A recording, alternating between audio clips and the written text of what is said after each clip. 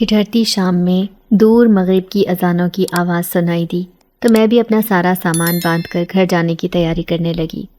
دربار میں بھی دور دور تک ملنگ ہی دکھائی دے رہے تھے۔ چادر چڑھانے والے اور پھول تسبیحات خریدنے والے اب شام ہوتے ہی اپنے اپنے گھروں کو لوٹ گئے تھے۔ میں بھی تسبیحات کا شاپر پکڑے اور کچھ پھولوں کا شاپر پکڑے گھر کے لیے نکلنے ہی والی تھی، جب اچانک سے ایک نوجوان خوبصورت سا مرد میرے سامنے آ کر کھڑا ہو گیا۔ میں ایک دم گھبرا گئی تھی۔ تبھی وہ کہنے لگا کہ مجھے کچھ پھول چاہیے۔ مجھے کافی حیرت ہوئی کیونکہ دربار تو بند ہو چکا تھا، پھر بھلا اس نے پھول کہاں چڑھانے تھے؟ میں نے اس لڑکے سے کہا کہ دربار تو کب کا بند ہو چکا ہے، آپ پھول کہاں چڑھائیں گے؟ مگر اس کی بات نے مجھے حیران کر دیا جب وہ کہنے لگا کہ میرا تو یہی وقت ہے دربار پر آنے کا، میں اس وقت ہی حاضری دینے آتا ہوں۔ میں نے اس شخص سے کہا کہ پہلے تو کبھی آپ کو نہیں دیکھا یہاں پر، وہ بھی اس وقت۔ میں تو ہر روز ہی اس وقت گھر جاتی ہوں، لیکن خیر میں اس وقت آپ کو پھول نہیں دے سکتی۔ میں نے اس سے معذرت کی اور کہا کہ یہ میرے گھر جانے کا وقت ہے، شام ہو رہی ہے اور میرا گھر کافی دور ہے۔ وہ مجھ سے التجا کرنے لگا اور کہنے لگا کہ آج میں حاضری دیے بغیر نہیں جا سکتا، میری مجبوری کو سمجھیں اور مجھے کچھ پھول دے دیں، میں آپ کو منہ مانگی رقم دینے کے لیے تیار ہوں۔ میں اس کی بات پر مسکرا دی اور اس کو پھول نکال کر دیے، لیکن جب اس نے مجھے پیسے دینا چاہے تو میں نے پیسے لینے سے انکار کر دیا اور اس سے کہا کہ اس وقت میرے پاس حساب کتاب کرنے کا وقت نہیں ہے، مجھے جلدی سے جلدی گھر پہنچنا ہے، اور میں دوسری طرف سے ہو کر گھر کی طرف نکل گئی۔ میں جلدی جلدی قدم بڑھا رہی تھی کیونکہ آہستہ آہستہ اندھیرا چھانے لگا تھا، اور اگر راستے میں ہی اندھیرا چھا جاتا تو گھر جانے میں مجھے مشکل پیش آتی۔ میں کوئی رکشہ یا ٹیکسی بھی نہیں لے سکتی تھی، جو پیسے میں نے وہاں کرائے میں استعمال کرنے تھے وہی میرے کسی اور کام آ جاتے۔ یہی سوچ کر میں پیدل چل رہی تھی جب مجھے ایسے محسوس ہوا جیسے میرے ساتھ کوئی اور وجود بھی ہے۔ میں ایک دم ڈر گئی، یہ کیا ماجرا تھا؟ میں نے ادھر ادھر دیکھا تو وہاں کوئی بھی نہیں تھا۔ تبھی میں آگے بڑھ گئی۔ دونوں ہاتھوں میں شاپر ہونے کی وجہ سے میرے سر سے حجاب کھل کر کندھوں پر آ گیا تھا، میرے لمبے گھنے بال کمر پر گر گئے۔ ہاتھ فارغ نہ ہونے کی وجہ سے میں اپنے سر پر حجاب ٹھیک بھی نہیں کر پا رہی تھی۔ سب کچھ نظر انداز کر کے میں تیز تیز قدم اٹھانے لگی، تبھی میرے کانوں میں سرگوشی ہوئی، اپنا حجاب ٹھیک کرو۔ وہ آواز بہت کرخ تھی۔ میں ایک دم خوفزدہ ہو گئی کہ یہ آواز کہاں سے آ رہی تھی۔ میں اپنی جگہ رک گئی، میرے آس پاس تو کوئی بھی نہیں تھا۔ میں نے دونوں شاپر زمین پر رکھے اور جلدی سے اپنے حجاب کو ٹھیک کرنے لگی۔ جیسے ہی میرا حجاب ٹھیک ہوا میں نے دوبارہ شاپر اٹھائے اور آگے بڑھ گئی۔ ابھی راستہ مکمل نہیں ہوا تھا جب پھر سے مجھے وہی آواز دوبارہ سنائی دی، فاطمہ تم بہت خوبصورت ہو۔ اب تو حقیقتاً مجھے بہت خوف محسوس ہو رہا تھا۔ آج سے پہلے تو میرے ساتھ ایسا کچھ نہیں ہوا تھا۔ میں جلدی جلدی گھر پہنچی، دروازہ زور زور سے کھٹکھٹایا۔ اماں نے دروازہ کھولا تو میرا اڑا رنگ دیکھ کر پریشان ہو گئی اور کہنے لگیں، سب خیریت تو ہے؟ اتنی تیزی میں کہاں سے آ رہی ہو؟ مگر میں نے اماں کو کوئی جواب نہ دیا اور ان کو پیچھے دھکیل کر اندر داخل ہو گئی۔ اماں دروازہ بند کر کے میرے پاس آئیں اور کہنے لگیں، فاطمہ کیا بات ہے، تم اتنی پریشان کیوں لگ رہی ہو؟ مگر میں نے اماں کو کچھ نہ بتایا کیونکہ میں جانتی تھی کہ اگر انہیں میں نے سب بتا دیا تو وہ کل سے مجھے کام پر نہیں جانے دیں گی، اور اس وقت میرے گھر کو میری ضرورت تھی۔ اماں فاقے کاٹ سکتی تھیں مگر مجھے ایسی حالت میں باہر نہیں نکال سکتی تھیں۔ اگر اماں کو ذرا بھی شک پڑ جاتا کہ میرے گھبرانے کی اصل وجہ کیا ہے تو خود بھی پریشان ہو جاتی۔ تبھی میں نے ماں کے پوچھنے پر ان کو بتایا کہ اماں شام ہو رہی تھی اور تم ہی تو کہتی ہو کہ جوان بیٹی کو مغرب کے بعد گھر سے باہر نہیں رہنا چاہیے۔ اماں میری بات پر مسکرا دیں اور کہنے لگیں، میری بیٹی تو بہت سمجھدار ہو گئی ہے۔ میں بھی جھوٹے منہ مسکرا دی اور سونے کے لیے لیٹ گئی۔ چہرہ ایک دم دھندلا سا تھا، وہ میرے بالوں کو اپنی مٹھی میں جکڑے غصے سے مجھے گھور رہا تھا اور مسلسل ایک ہی بات کہے جا رہا تھا، آج کے بعد تمہارے سر سے حجاب نہ اترے۔ میں ایک دم ڈر کر اٹھ کر بیٹھی۔ یہ کیا ماجرا تھا؟ وہ شخص تھا کون؟ میں نے تو آج تک اس کو نہیں دیکھا تھا۔ اس کا چہرہ بالکل دھندلا سا تھا، میں اس کا چہرہ بھی مکمل طور پر نہیں دیکھ سکی تھی۔ نہ جانے وہ کون تھا۔ میں جس وقت اٹھی اس وقت فجر کی اذان ہو رہی تھی۔ مجھے لگا کہ شاید خدا کی طرف سے کوئی اشارہ ہے کہ آج میری نماز کے لیے آنکھ کھل گئی۔ میں اٹھی اور اٹھ کر وضو کرنے لگی۔ تبھی اماں باہر آئیں اور آ کر کہنے لگیں، کیا بات ہے، آج میری فاطمہ کو کس طرح نماز کا خیال آ گیا؟ میں شرمندہ ہو گئی کیونکہ میں کام میں اس قدر گم ہو چکی تھی کہ نماز قرآن کو تو جیسے بھول ہی گئی تھی۔ میں نے جلدی سے وضو کیا اور نماز ادا کرنے لگی۔ نماز ادا کر رہی تھی جب مجھے خوبصورت سی خوشبو کا احساس ہوا۔ وہ خوشبو بہت نرم اور اچھی لگ رہی تھی۔ میں تو اس خوشبو کے سحر میں ہی ڈوب گئی تھی۔ میں نے اماں سے کہا، اماں یہ خوشبو کتنی خوبصورت آ رہی ہے، کتنی پیاری ہے۔ اماں کہنے لگیں، کون سی خوشبو؟ مجھے تو کوئی خوشبو نہیں آ رہی۔ میں نے اماں سے کہا کہ اماں غور تو کرو، اتنی پیاری مہک ہے، تمہیں کیوں نہیں آ رہی؟ مگر اماں نے میری بات کو نظر انداز کر دیا اور اٹھ کر اندر چلی گئیں۔ سردی ہونے کی وجہ سے باہر دھند پڑ رہی تھی۔ میں جلدی جلدی اپنا کام شروع کرنے لگی۔ ساری تسبیح شاپر میں اکٹھی کی اور ابھی جاتے ہوئے مجھے پھول بھی خریدنے تھے۔ اماں کہنے لگیں، پھر آج جلدی آ جانا، گھر پہ کچھ مہمان آ رہے ہیں۔ میں نے اماں سے کہا کہ اماں تم تو جانتی ہو وہاں سے نکلنا بہت مشکل لگتا ہے، اور پھر جب گاہک ہوں تب تو بالکل ہی نکلنا مشکل ہو جاتا ہے، لیکن تم فکر مت کرو، میں پوری کوشش کروں گی کہ جلدی آ جاؤں۔ لیکن یہ مہمان ہیں کون؟ اماں کہنے لگیں، وہ تمہیں دیکھنے کے لیے آ رہے ہیں۔ میں نے اماں سے کہا کہ اماں آپ کن چکروں میں پڑ گئی ہیں، مجھے شادی نہیں کرنی، میں آپ کو کتنی دفعہ بتا چکی ہوں۔ اماں کہنے لگیں، ایسے نہیں کہتے، شادی تو سب کو کرنی پڑتی ہے، یہ تو ہمارے ایمان کا حصہ ہے۔ میں نے گہری سانس کھینچی اور گھر سے باہر نکل گئی، کیونکہ میں جانتی تھی کہ اماں کو اس بات پر سمجھانا بہت مشکل ہے کہ میں ان کو اور چھوٹے بہن بھائیوں کو چھوڑ کر کہاں جاؤں۔ ابا کی وفات کے بعد ہم لوگ بالکل اکیلے ہو گئے تھے، تبھی تو مجھے دن رات کام کرنا پڑ رہا تھا، گھر چلانا پڑ رہا تھا۔ میں نے سر پر حجاب ٹھیک سے لیا اور داتا دربار کی طرف چلنے لگی۔ داتا دربار پہنچ کر میں نے دیکھا کہ آج تو وہاں پر کوئی خاص چہل پہل نہیں ہے۔ مجھے کافی حیرت ہوئی، کیونکہ داتا دربار میں تو ہر وقت رونق لگی رہتی تھی، لیکن پھر بھی میں سب کچھ نظر انداز کر کے وہاں پر بیٹھ گئی۔ تھوڑی دیر گزری تھی کہ دربار پر رش لگنا شروع ہو گیا۔ میں بھی اپنا سامان لگا کر بیٹھ گئی۔ تھوڑی ہی دیر گزری تھی کہ اچانک سے میری دکان پر اتنا رش لگ گیا کہ مجھے سمجھ ہی نہیں آ رہی تھی کہ میں اپنا سامان کس کس کو بیچوں۔ میں خوش بھی تھی کہ اچانک سے میرا سارا مال بکنے لگا تھا۔ آج میں بالکل فارغ تھی۔ میں خوشی خوشی اپنی چیزیں باندھنے لگی، تبھی وہی لڑکا میرے آگے آ کر کھڑا ہو گیا اور کہنے لگا، کچھ پھول ملیں گے؟ میں نے دیکھا تو آج پھر مغرب کی اذانیں ہو رہی تھیں۔ میں نے اسے کہا کہ آج تو میرے پاس کوئی سامان نہیں ہے، سارا سامان بک چکا ہے۔ وہ لڑکا مسکرانے لگا اور کہنے لگا، ایک دفعہ چیک تو کرو، شاید میرے لیے کچھ پھول بچے ہوں۔ میں نے اس کی طرف حیرت سے دیکھا کیونکہ وہ سامنے خالی شاپر دیکھ رہا تھا۔ میں نے اس کو کہا کہ نہیں، میرے پاس کچھ نہیں ہے، مگر اس نے میری ایک نہ سنی اور کہنے لگا کہ ایک دفعہ پھر دیکھ لو۔ میں نے دیکھا تو میرا سامان ابھی بھی ویسے کا ویسے ہی پڑا تھا۔ میں ایک دم حیران ہو گئی، میرے وجود میں خوف بھی پھیل گیا کہ یہ کیسے ممکن تھا۔ ابھی تو میں نے سارا سامان بیچا تھا اور پیسے بھی میرے پاس موجود تھے اور سارا سامان بھی سامنے تھا۔ میں نے سامنے دیکھا تو وہ شخص مجھے دیکھ کر مسکرا رہا تھا اور کہنے لگا، اب تو آپ مجھے پھول دے دیں گی نا؟ اب تو آپ کے پاس سامان ہے۔ میں حیرانگی سے اسے دیکھ رہی تھی، پھر اس کا مطلوبہ سامان اس کو دیا اور وہ مسکراتا ہوا وہاں سے چلا گیا، مگر جاتے جاتے مجھے کہنے لگا، ہر بات پر پریشان مت ہو جایا کرو، اور تمہاری اماں جہاں شادی کرنے کا کہہ رہی ہیں وہاں شادی کر لو، تمہارے لیے بہتر ہے۔ اتنا کہہ کر وہ وہاں سے چلا گیا اور میں اپنی جگہ پر کھڑی رہ گئی اور یہ سوچنے لگی کہ اس کو کیسے معلوم ہوا کہ آج میرے رشتے والے آ رہے ہیں۔ میں نے اسے نظر انداز کیا اور اپنا سامان پکڑ کر گھر کی طرف نکل پڑی۔ سارے راستے میرے کانوں میں صرف ایک ہی آواز گونجتی رہی، زعفران جن، زعفران جن، زعفران جن، جب جب یہ نام پکارو گی تمہاری مدد ہو جایا کرے گی۔ میرے پورے وجود پر خوف طاری تھا۔ مجھے تو سمجھ نہیں آ رہی تھی کہ یہ کیا ماجرا ہے، آخر یہ کون ہے زعفران جن؟ مجھے تجسس بھی ہو رہا تھا۔ میں جلدی سے گھر پہنچی تو مہمان آئے ہوئے تھے۔ اماں کہنے لگیں کہ مہمان آ گئے ہیں، جلدی سے کپڑے بدل کر آ جاؤ۔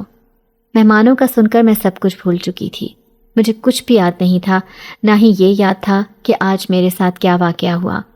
میں جلدی سے کمرے میں گئی اور کپڑے بدلنے لگی۔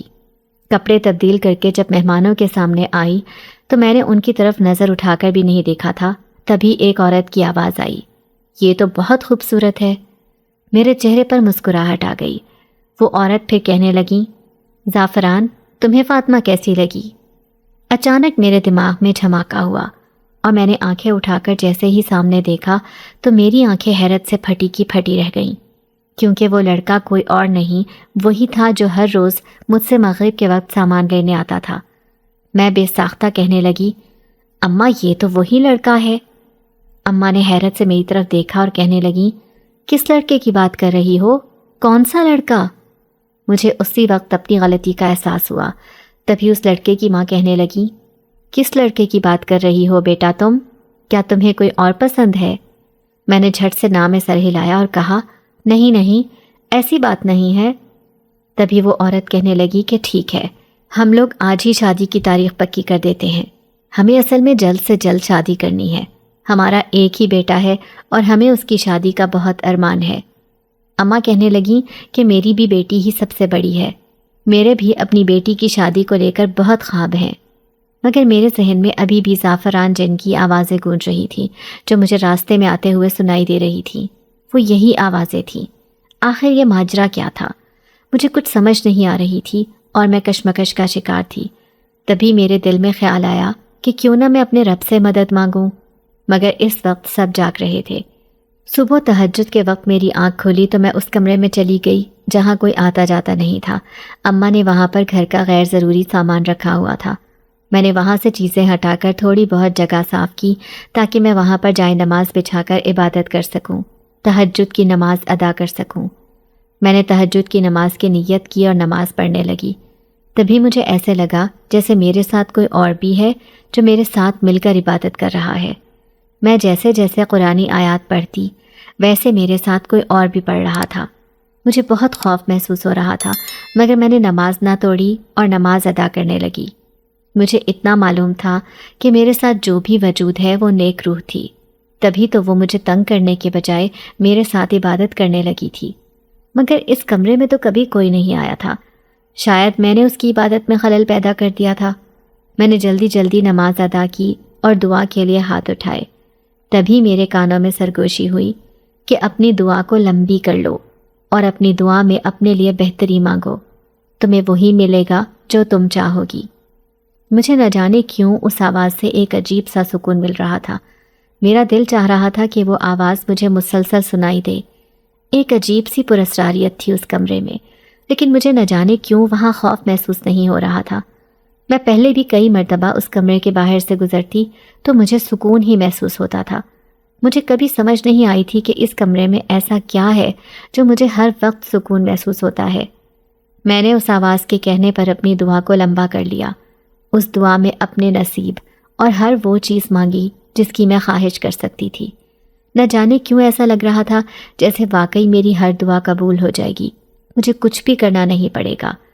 تبھی میں نے دعا میں یہ بھی مانگا کہ اگر زعفران میرے حق میں بہتر ہے تو مجھے مل جائے۔ لیکن ایک بات جو مجھے کافی خوفزدہ کر رہی تھی، وہ بار بار مجھے زعفران جن کی آوازیں آنا تھیں۔ اسی وقت میں نے چہرے پر ہاتھ پھیرا اور جیسے ہی کھڑے ہو کر پیچھے مڑی تو دیکھا کہ میرے پیچھے زعفران کھڑا تھا۔ میرے منہ سے ایک چیخ نکلی، تم اس وقت یہاں پر کیسے؟ تبھی وہ مسکرانے لگا اور کہنے لگا کہ ہاں، اس وقت میں اندھیرے میں ہی آتا ہوں، مجھے اندھیرا بہت پسند ہے۔ اور تم اتنی حیران کیوں ہو رہی ہو؟ تمہیں تو اب ہمیشہ ہمیشہ کے لیے میرے پاس آنا ہے۔ میرا تو پورا گھر اندھیرے میں ڈوبا ہوا ہے، تم وہاں پر کیسے رہو گی؟ اس کی عجیب و غریب باتیں میری سمجھ سے باہر تھیں۔ مجھے تو سمجھ نہیں آ رہا تھا کہ وہ کہنا کیا چاہ رہا ہے، اور آخر وہ ایسی بہکی بہکی باتیں کر ہی کیوں رہا ہے۔ میں نے زعفران سے کہا کہ مجھے تم سے خوف محسوس ہو رہا ہے، تم یہاں پر کیسے آ گئے؟ اماں نے اگر دیکھ لیا تو غضب ہو جائے گا، تم جاؤ یہاں سے۔ اور دروازہ تو باہر کا بند تھا تو تم اندر کہاں سے آئے؟ تبھی وہ کہنے لگا، جن زادوں کو دروازوں کے کھلنے کی ضرورت نہیں ہوتی۔ میری آنکھیں حیرت اور بے یقینی سے پھٹی کی پھٹی رہ گئیں۔ میں نے نام میں سر ہلایا اور اس سے کہا کہ نہیں، یہ ممکن نہیں ہے۔ کیا مطلب ہے اس بات کا؟ تم ایک جن زادے ہو؟ نہیں، میں ایک جن ذات سے شادی نہیں کر سکتی، مجھے تم سے خوف محسوس ہو رہا ہے۔ تبھی وہ مسکرانے لگا اور کہنے لگا، ابھی تو تمہیں سکون محسوس ہو رہا تھا، اب اگر میں نے تمہیں حقیقت بتا دی ہے تو تمہیں خوف بھی محسوس ہونے لگا۔ مجھ سے خوف کھانے کی ضرورت نہیں ہے، میں تمہیں کوئی نقصان پہنچانے نہیں آیا، بلکہ تم تو مجھے بہت اچھی لگتی ہو۔ تمہارا یہ حجاب جو ہر وقت تمہارے سر پر رہتا ہے، مجھے اس سے عشق ہے۔ ہمارے رب نے ہمارا رشتہ آسمان پر ہی بنا دیا تھا، تمہیں مجھ سے شادی کرنی ہی ہوگی۔ مجھے ایک دم خوف محسوس ہونے لگا تو میں جلدی سے اس کمرے سے نکل کر باہر بھاگی۔ میرے ہوش اڑے ہوئے تھے، میں پیچھے دیکھ کر بھاگ رہی تھی، تبھی اماں کے ساتھ میری ٹکر ہو گئی۔ اماں ایک دم گھبرا گئی اور کہنے لگیں، کیا ہوا ہے؟ کہاں بھاگی جا رہی ہو؟ میں نے اماں سے کہا، اماں وہ کمرے میں زعفران ہے۔ اماں کہنے لگیں، تمہارا دماغ خراب ہو گیا ہے؟ کیا ہو گیا ہے؟ کیا سوچے جا رہی ہو؟ زعفران وہاں پر کہاں سے آ گیا؟ پہلے ہی میں نے تمہاری ایک غلطی معاف کی، جو تم نے مہمانوں کے سامنے ہی اس لڑکے کا ذکر کیا۔ اماں وہ لڑکا بھی کوئی اور نہیں بلکہ زعفران ہی تھا، اور اب کمرے میں بھی وہ موجود ہے۔ اماں وہ کوئی انسان نہیں، وہ ایک جن ہے، ابھی اس نے مجھے خود بتایا کہ وہ جن ہے۔ یہ سنتے ہی اماں نے میرے چہرے پر تھپڑ رسید کر دیا اور کہنے لگی، تمہارا دماغ خراب ہو گیا ہے، نہ جانے تم کیسی بہکی باتیں کر رہی ہو، تم ہوش میں تو ہو؟ کیا کہہ رہی ہو؟ زعفران سے ابھی تمہارا کوئی رشتہ نہیں بنا اور تم بار بار اس کا نام لے رہی ہو۔ جانتی بھی ہو نا، نامحرم کا نام لینے سے کتنا سخت گناہ ہوتا ہے، مگر تمہیں کیا لگے؟ تم نے تو ٹھان رکھی ہے میرا نام خراب کرنے کی، میری ناک کٹوانے کی۔ میں نے اماں سے کہا کہ آپ کیسی باتیں کر رہی ہیں، میں بھلا ایسا کیوں کروں گی؟ میں نے آج تک آپ کے نام پر ایک حرف نہیں آنے دیا، اور آپ کو کیوں ایسا لگتا ہے کہ میں آپ کی ناک کٹواؤں گی؟ آپ کی عزت میری عزت ہے، اور مجھے اپنی عزت سے پہلے آپ کی عزت عزیز ہے۔ اماں میں سچ کہہ رہی ہوں، میں نے ابھی زعفران کو اندر دیکھا ہے، وہ ایک جن ہے اماں، میں اس سے شادی نہیں کروں گی۔ تبھی اماں غصے سے مجھے کہنے لگی، تو پھر کس سے شادی کرنا چاہتی ہے؟ مجھے بتا دے۔ مگر میں بالکل خاموش ہو گئی، میں اماں کو کیا کہتی، مجھے کچھ سمجھ نہیں آ رہا تھا۔ میں نے اماں سے کہا کہ اماں، خدا کے لیے ایسی باتیں مت کریں، میں بے بس ہوں، میں آپ کو اپنی بات پر یقین کیسے دلاؤں کہ میں جھوٹ نہیں کہہ رہی؟ اماں کہنے لگیں، تم جیسی باتیں کر رہی ہو ان باتوں پہ کون یقین کرے گا؟ آج کے بعد ایسی بات اپنے منہ سے بنا نکالنا، لوگ نہ جانے کیسی کیسی باتیں بنائیں گے۔ اماں مجھے لوگوں کی باتوں کی فکر نہیں ہے، مگر تم تو میری بات سمجھنے کی کوشش کرو، میں جھوٹ نہیں کہہ رہی، مجھے بھلا کیا ضرورت ہے جھوٹ کہنے کی؟ میں تو تمہیں وہ بتا رہی ہوں جو میں نے دیکھا ہے۔ زعفران اس اسٹور روم میں تھا، میں نے اپنی آنکھوں سے اس کو وہاں پر دیکھا ہے، اس نے مجھے خود بتایا ہے کہ وہ ایک جن ہے۔ اماں تم چلو میرے ساتھ، میں تمہیں دکھاتی ہوں۔ اماں تو پہلے میرے ساتھ جانے کے لیے تیار نہیں تھی، مگر پھر جب میں نے ان پر زبردستی کی تو کہنے لگیں کہ اگر وہاں پر کچھ نہ ہوا تو یاد رکھنا مجھ سے برا کوئی نہیں ہوگا، نہ جانے تمہارے دماغ میں یہ خرافات کس نے بھری ہیں۔ میں نے اماں سے کہا کہ ٹھیک ہے، آپ چلیں میرے ساتھ۔ اماں میرے ساتھ کمرے میں گئیں تو وہاں واقعی کوئی نہیں تھا۔ میں نے اماں کو کہا کہ اماں یہاں پر میں نے ابھی زعفران کو دیکھا ہے۔ اماں کہنے لگیں، تم جانتی ہو نا کہ ہم میں سے کوئی اسٹور روم میں نہیں آتا، پھر تم یہاں پر کیا کرنے آئی تھی؟ ایسا تمہارا یہاں پر کیا کھو گیا تھا؟ میں نے اماں سے کہا کہ اماں میں تہجد کی نماز ادا کرنے یہاں پر آئی تھی، لیکن نماز ادا کرنے سے پہلے ہی مجھے وہاں پر کسی کی موجودگی کا احساس ہو رہا تھا۔ اب تم میری بات پہ یقین کرو یا نہ کرو، یہ تمہاری اپنی مرضی ہے، مگر میں جھوٹ نہیں بول رہی۔ اماں کہنے لگیں کہ ٹھیک ہے، میں تمہاری بات پر یقین کر بھی لوں تو بھی تم کسی کے سامنے یہ بات نہیں کرو گی۔ میں خاموش ہو گئی، میری آنکھیں بھر آئیں، کیونکہ میری ماں کو ہی میری بات پر یقین نہیں تھا، میں کسی اور کو کیا یقین دلاتی۔ میں نے اماں سے کچھ نہ کہا اور خاموشی سے اس کمرے سے باہر نکل گئی۔ دن چڑھنے ہی والا تھا، میں نے جلدی سے ناشتہ کیا اور اپنا سامان باندھ کر داتا دربار پر چلی گئی۔ تبھی وہاں پر ایک ملنگنی میرے پاس آئی اور آ کر کہنے لگی، تو عام انسان نہیں ہے، تیرے اندر بہت خاص طاقتیں موجود ہیں، وہ طاقتیں جن سے تو خدا کی دوسری مخلوقات کو بھی دیکھ سکتی ہے، ان کو محسوس کر سکتی ہے، ان سے بات چیت کر سکتی ہے۔ جا دربار پر چادر چڑھا دے۔ مگر مجھے اماں کی باتوں پر اس قدر غصہ تھا کہ میں نے اس ملنگنی کی باتوں پر بھی دھیان نہ دیا اور ملنگنی سے کہا، جاؤ یہاں سے چلی جاؤ، مجھے تم سے کوئی بات نہیں کرنی، اور یہ اپنے مشورے اپنے پاس رکھو، مجھے تمہارے مشوروں کی ضرورت نہیں ہے۔ ملنگنی مجھے کہنے لگی کہ تم میری باتوں کا غصہ نہ کرو، میں جو کہہ رہی ہوں تمہاری بھلائی کے لیے کہہ رہی ہوں۔ مگر اس وقت میرے سر پر غصہ سوار تھا، مجھے کسی کی بات کی سمجھ نہیں آ رہی تھی۔ تبھی میں نے اس کی بات کو نظر انداز کر دیا۔ وہ کہنے لگی، جا چادر چڑھا دے، یہ تیرے حق میں بہتر رہے گا، پھر مت کہنا کہ تجھے کسی نے آگاہ نہیں کیا۔ میں نے اس ملنگنی سے کہا کہ ان مردہ لوگوں سے تم لوگوں کو مدد ملتی ہوگی، مجھے نہیں ملے گی، میرا اللہ ہے، مجھے اس سے ہی مدد ملے گی۔ ملنگنی کہنے لگی، ان لوگوں نے اللہ کی بہت عبادت کی ہوتی ہے، یہ لوگ اللہ کے نیک بندوں میں شامل ہوتے ہیں، باقی تمہاری مرضی ہے، لیکن تمہارا شوہر ان لوگوں سے بہت محبت کرتا ہے، اب تم کیا اپنے شوہر کی بھی نافرمانی کرو گی؟ مجھے اس ملنگنی کی بات پر غصہ ہی آ گیا۔ میں نے اس ملنگنی سے کہا کہ جاؤ یہاں سے، تم جانتی ہی کیا ہو میرے بارے میں جو اپنے سے باتیں بنا بنا کے بتا رہی ہو مجھے۔ وہ ملنگنی مجھے حیرت سے دیکھتی ہوئی وہاں سے چلی گئی۔ میں اپنا سر پکڑ کر بیٹھ گئی تھی۔ اب مجھے اس سب سے بہت عجیب سا احساس ہو رہا تھا، میرا کام میں بھی دل نہیں لگ رہا تھا۔ دل چاہ رہا تھا کہ کہیں ایسی جگہ پر چلی جاؤں جہاں سکون ہو۔ اماں کا آج بدلتا رویہ مجھے کافی حیران لگا۔ آخر اماں نے ایسا کیوں کیا؟ اماں نے آج تک مجھ سے اونچی آواز میں بات نہیں کی تھی۔ ایسے معلوم ہو رہا تھا جیسے وہ میری اماں نہیں کوئی اور ہیں۔ نہ ہی اماں نے کبھی مجھ پر ہاتھ اٹھایا تھا۔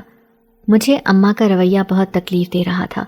دل چاہ رہا تھا کہ اماں سے جا کر پھوٹ پھوٹ کر رو کر کہوں کہ آج انہوں نے مجھے بہت تکلیف دی ہے، کاش میرے ابا زندہ ہوتے۔ ابا کے چلے جانے کے بعد کبھی بھی اس بات کا احساس نہیں ہوا۔ آج میرے ابا ہوتے تو مجھے یہ دن نہ دیکھنے پڑتے۔ میری اماں نے مجھے ہمیشہ ہر چیز لے کر دی، میری ہر بات خاموشی سے سنی بھی اور مانی بھی۔ مگر اب جو اماں کر رہی تھی، اس کے بعد جیسے میرا دل ہی اٹھ گیا تھا۔ مجھے اس رشتے سے بھی نفرت ہو رہی تھی۔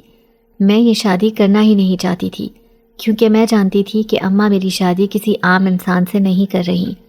لیکن جب میں ماں کو بتا رہی تھی تو اماں کو میری بات پر یقین تو کر لینا چاہیے تھا۔ ان کی تو جیسے آنکھوں پر پٹی بندھی ہوئی تھی۔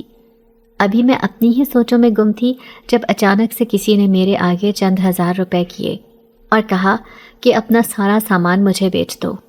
میں نے حیرت سے ان پیسوں کو دیکھا اور پھر جیسے ہی نظر اٹھائی میرا غصے سے پارا ہائی ہو گیا، کیونکہ سامنے کوئی اور نہیں بلکہ زعفران کھڑا تھا۔ میں غصے سے اپنی جگہ سے کھڑی ہوئی اور اس کا گریبان پکڑ کر جھنجھوڑ ڈالا اور کہا کہ تم چاہتے کیا ہو؟ تم ہو کون؟ چلے جاؤ یہاں سے، آئندہ کے بعد مجھے اپنی شکل بھی مت دکھانا۔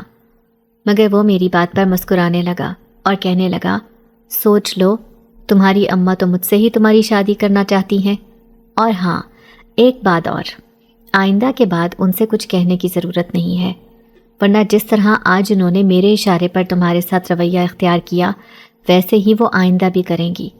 میں ان کی آنکھوں پہ پٹی ہی ایسی باندھ دوں گا کہ انہیں کچھ دکھائی ہی نہیں دے گا۔ میں نے زعفران سے کہا کہ آخر تمہارے ساتھ مسئلہ کیا ہے؟ میں نے تمہارا کیا بگاڑا ہے؟ تم کیوں میرے ساتھ یہ سب کر رہے ہو؟ تم چاہتے کیا ہو؟ وہ مجھے کہنے لگا کہ تمہیں چاہتا ہوں، میں تم سے شادی کرنا چاہتا ہوں، کتنی دفعہ بتاؤں؟ میں نے اس سے کہا کہ تم ایک جن ہو اور میں یہ حقیقت جان چکی ہوں، پھر اس کے باوجود بھی تمہیں اس بات پر اتنا اعتماد کیوں ہے کہ میں تم سے ہی شادی کروں گی؟ میں تم سے کسی صورت شادی نہیں کروں گی، اور تم یہ بات آج لکھ لو۔ زعفران کہنے لگا کہ دیکھ لو، مجھ سے شرط مت لگانا اور نہ ہی میری انا کو للکارنا، ورنہ تم خود مجبور ہو جاؤ گی یہ کہنے پر کہ تمہیں مجھ سے ہی شادی کرنی ہے۔ میری آنکھوں میں اس کی باتوں سے آنسو آ گئے، مجھے اس کی باتیں تکلیف دے رہی تھیں۔ میں نے اسے سیدھے الفاظ میں کہا کہ تم یہاں سے چلے جاؤ، جب میں ہی تم سے شادی کرنے پر راضی نہیں ہوں تو تم کیوں ضد کر رہے ہو؟ میں تمہارے ساتھ کبھی خوش نہیں رہ سکتی۔ میں ایک عام انسان ہوں اور ایک انسان کے ساتھ ہی شادی کرنا چاہتی ہوں۔ میری بات پر وہ ایک دم آگ بگولا ہو گیا اور میرا ہاتھ پکڑ کر کہنے لگا، 2 منٹ لگیں گے تمہیں یہاں سے لے کر جانے میں، پھر تم بیٹھی رہنا، اپنی من مرضیاں کرتی رہنا، میں تمہیں نہیں روکوں گا، لیکن تم میری دنیا میں چلی جاؤ گی، میری بستی میں جہاں پر میرا راج ہے، وہاں پر تم میرے ہاتھوں کی کٹ پتلی بن کر رہ جاؤ گی۔ میں اس کی بات پر ایک دم ڈر گئی اور کہا کہ نہیں، تم مجھے کچھ مت کرنا، تم جیسا کہو گے میں ویسا ہی کروں گی۔ میری بات پہ وہ مسکرانے لگا اور کہنے لگا کہ تمہیں مجھ سے ڈرنے کی ضرورت نہیں ہے، تم تو بے وقوف ہو، ایک تم ہی تو ہو جو میرے دل پر راج کرتی ہو، اور تم چاہو تو کچھ بھی کروا سکتی ہو مجھ سے، مگر پیار محبت سے۔ میرے ساتھ ضد لگاؤ گے تو میں تم سے زیادہ ضدی ہوں، یہ بات ہمیشہ یاد رکھنا۔ میں نے ہاں میں سر ہلایا اور کہا کہ ٹھیک ہے، میں آج کے بعد تم سے ضد نہیں لگاؤں گی، مگر تم مجھے کہیں مت لے کر جانا۔ میں اپنی ماں کے پاس رہنا چاہتی ہوں، ان کی خدمت کرنا چاہتی ہوں۔ میرے سر پر میرے باپ کا سایہ نہیں ہے، میری اماں کے پاس میرے ابا کے علاوہ اور کوئی نہیں تھا، اور اب ہم لوگ ہیں۔ خدا کے لیے تم ایسا مت کرو۔ تبھی وہ کہنے لگا کہ ٹھیک ہے، لیکن شادی تو تمہیں کرنی ہی ہے، تو تم شادی میرے ساتھ ہی کرو گی۔ اگر تم نے کسی اور کے بارے میں سوچا یا اپنی ماں سے کسی اور کا کہا تو پھر میں تمہاری ایک بھی نہیں سنوں گا۔ اتنا کہہ کر وہ اچانک دھوئیں کی طرح غائب ہو گیا۔ میں اپنی جگہ تھر تھر کانپنے لگی۔ میں کیا کروں؟ کس سے مدد مانگوں؟ مجھے کچھ سمجھ نہیں آ رہی تھی۔ کیا وہ ملنگنی ٹھیک کہہ رہی تھی؟ کیا مجھے واقعی داتا دربار پر چادر چڑھانی چاہیے؟ لیکن میری مدد کرنے والا تو اللہ ہے، میں عام انسان سے مدد کیوں مانگوں؟ میں نے اپنے دل میں سوچ لیا تھا کہ میں اپنے رب کے علاوہ کسی اور سے مدد نہیں مانگوں گی اور نہ ہی کسی کے آگے جھکوں گی۔ یہ بھی تو اللہ کی مخلوق ہے، میں اللہ سے ہی اپنے لیے مدد مانگوں گی۔ یہ سوچ کر میں نے اپنا سامان باندھا اور پھر میں اپنے گھر کی طرف چل پڑی، لیکن نہ جانے کیوں میرا گھر جانے کو دل نہیں جا رہا تھا۔ راستے میں ایک باغ آتا تھا جو بہت خوبصورت تھا۔ میں ہمیشہ دور سے اس باغ کو دیکھتی اور آگے چل پڑتی، لیکن آج نہ جانے کیوں میں نے سوچ لیا تھا کہ گھر جانے سے پہلے میں اس باغ میں ضرور جاؤں گی۔ میں اس باغ میں گئی تو وہاں پر بہت ہی خوبصورت پھول تھے۔ میں نے ایسے پھول پہلے کبھی نہیں دیکھے تھے، اور میں حیران اس بات پر تھی کہ آج سے پہلے کبھی میری نظر اس باغ کے پھولوں پر کیوں نہیں پڑی۔ ان میں تو ایک الگ سی ہی خوبصورتی نظر آ رہی تھی، جیسے وہ پھول، وہ باغیچہ اس دنیا کا ہو ہی نہ، جیسے وہ باغیچہ کسی اور دنیا سے ہو۔ مجھے تو اس بات کی بھی سمجھ نہیں آ رہی تھی کہ یہ پھول یہاں پر لگائے کس نے۔ باغ میں کوئی اور بھی دکھائی نہیں دے رہا تھا، نہ ہی مالی موجود تھا، پھر پھول آئے کہاں سے؟ مجھے بس اسی بات کی سمجھ نہیں آ رہی تھی۔ بہرحال ہوا ہلکی ہلکی چلنا شروع ہو چکی تھی۔ ٹھنڈ ہونے کی وجہ سے آہستہ آہستہ دھند بھی پڑنا شروع ہو چکی تھی۔ میں نے وہاں پر بیٹھ کر کچھ دیر سکون محسوس کرنا چاہا تو ایسے محسوس ہوا جیسے یہاں سے زیادہ سکون کہیں ہے ہی نہیں۔ اس جگہ پہ ایک الگ ہی سکون تھا، جیسے وہ جگہ دنیا سے بالکل الگ تھی۔ تبھی ایک بزرگ وہاں پر آئے اور آ کر آرام سے بیٹھ گئے۔ میں نے ان بزرگ کو دیکھا تو دیکھتی ہی رہ گئی۔ ان بزرگ کے چہرے پر اس قدر نور تھا کہ میری آنکھیں اس کے چہرے کو دیکھ کر چمک اٹھی تھیں۔ میری آنکھوں میں بھی نور آ گیا تھا، اور میں حیران تھی یہ دیکھ کر کہ ایک عام انسان کے چہرے پر اس قدر نور کیسے آ سکتا ہے۔ وقت کا کام ہے گزرنا تو وہ گزر ہی جاتا ہے۔ مجھے پتہ ہی نہ چلا کہ اس شخص کو دیکھتے دیکھتے کب شام ہو گئی۔ اچانک ان بزرگ نے میری طرف دیکھا تو مسکرانے لگے اور کہنے لگے، بیٹی تم کون ہو؟ تم تو بہت خوبصورت ہو، تم تو ایسے لگتا ہے جیسے پرستان کی شہزادی ہو، کسی دوسری دنیا سے آئی ہو۔ اور میں بزرگ کی بات پر مسکرانے لگی اور کہا، میں بھی آپ کے بارے میں یہی سوچ رہی تھی کہ شاید آپ دوسری دنیا سے ہیں۔ وہ میری بات پر ہنسنے لگے اور کہنے لگے کہ تم نے بالکل ٹھیک پہچانا، تم میں وہ طاقتیں موجود ہیں کہ تم دوسری دنیا سے آئے لوگوں کو پہچان سکتی ہو۔ میں بھی رب کی ہی مخلوق ہوں اور اپنے بیٹے کی معافی کے لیے تم سے التجا کرنے آیا ہوں۔ میں جانتا ہوں کہ میرے بیٹے نے تمہیں بہت تنگ کر رکھا ہے۔ میں شاہ جنات ہوں، اپنی بستی کا راجا ہوں۔ جب میں اپنی بستی کے لوگوں کو تکلیف میں نہیں دیکھ سکتا تو تم تو پھر انسانوں کی بستی سے ہو اور میرے بیٹے کی پسند بھی ہو۔ میں جانتا ہوں کہ وہ تمہیں بہت پسند کرتا ہے، لیکن اس نے جانے انجانے میں تمہیں ڈرا دیا ہے۔ میں نے اس کی بھی بہت ٹھکائی کی ہے، مگر تم سے بھی معافی مانگنے آیا ہوں کہ میرے بیٹے کو معاف کر دو۔ تم اس کو معاف کر دو گی نا، ورنہ اس کو مجبوراً مجھے اپنی بستی سے نکالنا ہوگا، کیونکہ ہمارے ہاں ایسے شخص کو نہیں پاس رکھا جاتا جو انسانوں کو ڈرائے دھمکائے۔ ہم لوگ تو پیار محبت بانٹنے والوں میں سے ہیں. پھر ہماری بستی میں سے کوئی اگر کسی انسان کو ڈراتا ہے تو اس کی بہت سخت پکڑ ہوتی ہے، اور پکڑ کے دوران ہم اسے بستی سے نکال بھی سکتے ہیں. بتاؤ بیٹی، کیا تم اس کو معاف کر دو گی میری خاطر؟ یہی سمجھ لو کہ تمہارا باپ تم سے کچھ مانگ رہا ہے. میں جانتا ہوں کہ تمہارا باپ بھی نہیں ہے اس دنیا میں. میری بیوی اور میرا بیٹا تم سے رشتے کے لیے بھی آئے تھے. اگر تم شادی کے لیے ہاں کر دو گی تو ہمارے لیے بہت بہتر ہو جائے گا، کیونکہ ہماری بستی میں ایک ایسے انسان کی ضرورت ہے جو سچے دل کا ہو، جو نیک ہو، خوبصورت ہو. کیونکہ ہماری بستی میں کچھ مسئلے چل رہے ہیں اور ایک انسان ہی ہمیں اس بد دعا سے نکال سکتا ہے. میں نے حیرانگی سے اس بزرگ کی طرف دیکھا اور کہا، کیسی بد دعا؟ تبھی وہ کہنے لگے کہ ہماری بستی میں سے ایک شخص نے کسی انسان کو تکلیف پہنچائی تھی، اور آج سے 100 سال پہلے سے ہم لوگوں کو بد دعا لگی ہے کہ ہم لوگوں کی بستی میں کوئی بھی شادی نہیں ہوگی اور نہ ہی کسی کا گھر بسے گا. آج بھی ہماری بستی کے لوگ ایسے ہی گھوم رہے ہیں. اب اس بد دعا سے کوئی انسان ہی ہمیں چھڑوا سکتا ہے. اگر ایک انسان کی شادی کسی جنزادے سے ہو جائے تبھی وہ بستی بد دعا سے پاک ہو سکتی ہے. بتاؤ بیٹی، کیا تم میرے بیٹے سے شادی کرو گی؟ کیا تم ہمیں اس بد دعا سے نکالو گی؟ میں حیرانگی سے اس بزرگ کو دیکھنے لگی. کیا میں اس قابل تھی؟ میں نے اس بزرگ کو کہا کہ میں اس قابل تو نہیں ہوں اور نہ ہی اتنی بڑی ذمہ داری اٹھا سکتی ہوں. میں کس طرح اتنی بڑی ذمہ داری اٹھاؤں گی؟ تبھی وہ بزرگ کہنے لگے کہ تم میں خدا نے وہ طاقتیں رکھی ہیں جس سے تم اس ذمہ داری کو اٹھا سکتی ہو اور ہمیں مشکل سے نکال سکتی ہو. کیا تم نہیں چاہو گی اگر تم دنیا میں آئی ہو تو کسی کی مدد ہی کر دو؟ یہ تو تمہاری بھی نیکی ہوگی اور ہماری بھی مدد ہو جائے گی. ہمیں تمہاری ضرورت ہے اور میں جانتا ہوں کہ تم ہماری ضرورت کو پورا کرو گی. بولو بیٹا، کرو گی نا؟ وہ شخص جس قدر التجا کر رہا تھا، مجھے اس شخص پر ترس آنے لگا تھا، اور میں نے اس شخص سے کہا کہ ہاں، میں تمہاری مدد کرنے کے لیے تیار ہوں. اور یہ الفاظ میرے منہ سے کیسے نکلے میں نہیں جانتی. مجھے تو ہوش ہی نہیں تھی اور نہ ہی اس بات کی سمجھ آ رہی تھی. مجھے تو ایسے لگ رہا تھا جیسے میں کوئی خواب دیکھ رہی ہوں. میں ایک ٹرانس کی کیفیت پہ کچھ بھی بولے جا رہی تھی، یہ سوچے سمجھے بغیر کہ جو میں کہہ رہی ہوں کیا وہ میں پورا کر بھی پاؤں گی یا نہیں. مجھے تو یقین نہیں آ رہا تھا کہ میرے منہ سے وہ الفاظ ادا کیسے ہو گئے. مجھے ایسے لگا جیسے میں نے خود کچھ نہیں کہا بلکہ مجھ سے کہلوایا گیا ہے، وہ بھی زبردستی.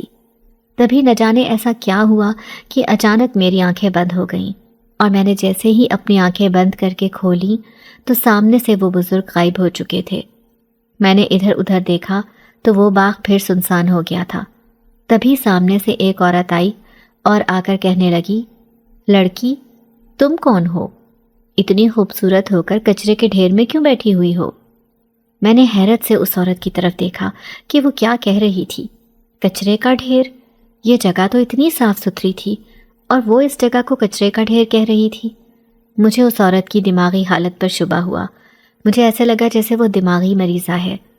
میں نے پہلے اس کی بات کو نظر انداز کر دیا کیونکہ میں نے وہ باغیچہ اپنی آنکھوں سے دیکھا تھا، مگر اس عورت کے دوبارہ وہی بات کہنے پر میں نے جلدی سے ادھر ادھر دیکھا تو میری حیرت کی انتہا نہ رہی، کیونکہ وہاں پر واقعی کچرے کا ڈھیر لگا ہوا تھا. یہ کیا ہو گیا؟ میں اتنی بدبودار جگہ پر بیٹھی تھی اور مجھے ایسے لگ رہا تھا جیسے یہ کوئی پھولوں کا باغیچہ ہے. یہ کیسے ممکن تھا؟ اب اچانک سے مجھے اس کچرے میں سے بدبو بھی آنے لگی تھی. میں ایک دم وہاں سے چھلانگ لگا کر اٹھ بیٹھی اور اپنے کپڑے جھاڑنے لگی. مجھے خود سے گھن محسوس ہو رہی تھی کہ میں یہاں پر کیوں بیٹھ گئی. میں جلدی جلدی وہاں سے بھاگنے کے انداز میں نکلی اور پھر جلدی سے گھر پہنچ گئی. جاتے ہی میں نے سامان رکھا اور نہانے چلی گئی. اماں کافی پریشان ہو گئی اور کہنے لگی، کیا ہوا؟ سب ٹھیک تو ہے؟ مگر میں نے اماں کو کچھ نہ کہا اور واش روم جاتے ہی اونچی اونچی رونا شروع کر دیا. اماں جو کہیں واش روم کے باہر کھڑی تھی ایک دم پریشان ہو گئی اور کہنے لگی، فاطمہ کیا ہوا ہے؟ تمہاری طبیعت تو ٹھیک ہے؟ آج سے پہلے تو تم نے کبھی ایسے رویہ نہیں رکھا. آتے ساتھ ہی واش روم میں گھس کر نہانے کیوں لگ گئی ہو؟ سب ٹھیک تو ہے نا؟ میں نے اندر سے روتے ہوئے آواز دی کہ کچھ ٹھیک نہیں ہے، میں پاگل ہو جاؤں گی اماں. نہ جانے میرے ساتھ کیا ہو رہا ہے. مجھے ایسے لگتا ہے جیسے میں کوئی ڈراؤنا خواب دیکھ رہی ہوں. اماں کہنے لگی، کیا ہوا ہے؟ باہر آؤ. باہر آ کر پوری بات بتاؤ۔ میں باہر آئی اور میں نے رو رو کر اماں کو ساری داستان سنا دی۔ اماں ایک دم سر پکڑ کر بیٹھ گئیں اور کہنے لگیں کہ یہ کیا ہو رہا ہے ہمارے ساتھ۔ میں نے اماں سے کہا کہ اماں میں خود نہیں جانتی، میں تو خود بہت پریشان ہوں کہ آخر یہ میرے ساتھ ہو کیا رہا ہے۔ مجھے تو لگتا ہے کہ مجھے کسی پیر بابا کو دکھانا چاہیے۔ اماں کہنے لگیں کہ چلو ہم داتا دربار پر جاتے ہیں، وہاں پر جا کر کسی ملنگ سے ہی پوچھ لیتے ہیں کہ آخر تمہارے ساتھ ماجرا کیا ہے۔ میں نے اماں سے کہا کہ نہیں اماں، مجھے وہاں نہیں جانا، نہ جانے کیوں مجھے وہ لوگ ٹھیک نہیں لگتے۔ اماں کہنے لگیں تمہارا دماغ تو ٹھیک ہے، وہ رب کے اتنے نیک اور عبادت گزار بندے تھے۔ میں نے اماں سے کہا کہ اماں جو بھی ہو میں وہاں پر نہیں جاؤں گی، کچھ بھی ہو جائے میں ان سے مدد نہیں مانگوں گی، میں اپنے رب سے مدد مانگنا چاہتی ہوں۔ میں اپنے رب سے مدد کیوں نہ مانگوں جب وہی عطا کرنے والا ہے؟ اماں کہنے لگیں کہ پھر تم کیا چاہتی ہو؟ میں نے اماں سے کہا کہ اماں ہم کسی مولوی کے پاس چلے جاتے ہیں، ان سے کوئی وظیفہ پوچھ لیتے ہیں یا کوئی قرآنی آیات جس سے میری مدد ہو جائے۔ اماں کہنے لگیں کہ ٹھیک ہے، ہم پاس کی مسجد کے مولوی صاحب کے پاس چلے جاتے ہیں۔ اگلی صبح میں اور اماں پاس کی مسجد کے مولوی کے پاس چلے گئے۔ امام صاحب سے جا کر اپنی ساری کہانی سنا دی۔ امام صاحب کافی پریشان ہوئے اور کہنے لگے کہ میں دیکھتا ہوں، آپ لوگ میرے پاس جمعرات والے دن آنا۔ میں نے اماں سے کہا کہ اماں جمعرات تک میں کام پر نہیں جاؤں گی۔ اماں کہنے لگیں کہ ٹھیک ہے، کوئی مسئلہ نہیں ہے، تم گھر پر رہو، ہو سکتا ہے کہ مسلسل کام کرنے کی وجہ سے تمہیں تھکاوٹ ہو گئی ہو، یہ بھی وجہ ہے کہ تم اسی لیے دماغ پر زیادہ اثر لے رہی ہو۔ مجھے بھی لگا کہ شاید یہی وجہ ہو جو میں اپنے دماغ پر زیادہ اثر لے رہی ہوں۔ پھر میں کچھ دن گھر پر ہی رہی، نہ اماں نے مجھے جانے دیا اور نہ میں خود کہیں گئی۔ جمعرات کا دن تھا، میں اماں کے ساتھ پھر امام مسجد کے پاس گئی اور ان سے جا کر کہا کہ آپ نے ہمیں آج کے دن آنے کا کہا تھا۔ امام صاحب کہنے لگے کہ ہاں بیٹھو، مجھے تم لوگوں سے کچھ بات کرنی ہے۔ پھر امام صاحب کہنے لگے کہ تم کبھی کسی ایسی جگہ گئی ہو جیسے کوئی دربار وغیرہ؟ میں نے اس بات میں سر ہلایا اور کہا کہ ہاں، میں داتا دربار کے باہر تسبیحاں اور پھول بیچتی ہوں۔ تبھی وہ کہنے لگے کہ تم پر وہاں سے کوئی جن عاشق ہو گیا ہے، تمہاری خوبصورتی پر وہ جن فدا ہو چکا ہے، اسی لیے اب وہ تمہیں ہر جگہ دکھائی دیتا ہے، تم سے بات کرنے کی کوشش کرتا ہے اور تم پر حاوی ہونے کی کوشش کرتا ہے۔ کیا کبھی تمہیں ایسے محسوس ہوا ہے جیسے تمہارے کندھے بھاری ہو رہے ہوں، تمہارا سر بھاری ہو رہا ہو، یا تم سانس لینا چاہ رہی ہو اور سانس میں کھچاؤ پیدا ہو رہا ہو؟ میں نے جھٹ سے ہاں میں سر ہلایا اور ان سے کہا کہ ہاں، اکثر ایسا ہوتا ہے، خاص طور پر تب جب میں دربار سے واپس آ رہی ہوں۔ تبھی وہ کہنے لگے کہ ہاں، وہ تمہارے ساتھ ساتھ ہوتا ہے اس وقت۔ میں تمہیں ایک عمل بتاتا ہوں، تمہیں وہ عمل کرنا ہوگا۔ میں نے حامی بھر لی اور کہا کہ ٹھیک ہے، آپ جو کہیں گے میں وہ کرنے کے لیے تیار ہوں۔ تبھی انہوں نے مجھے سورج جن کا وظیفہ بتایا جو 7 دن تک کرنا تھا۔ 7 دن کے بعد انہوں نے مجھے پھر اپنے پاس بلایا تھا اور یہ وظیفہ صبح تہجد کے وقت کرنا تھا۔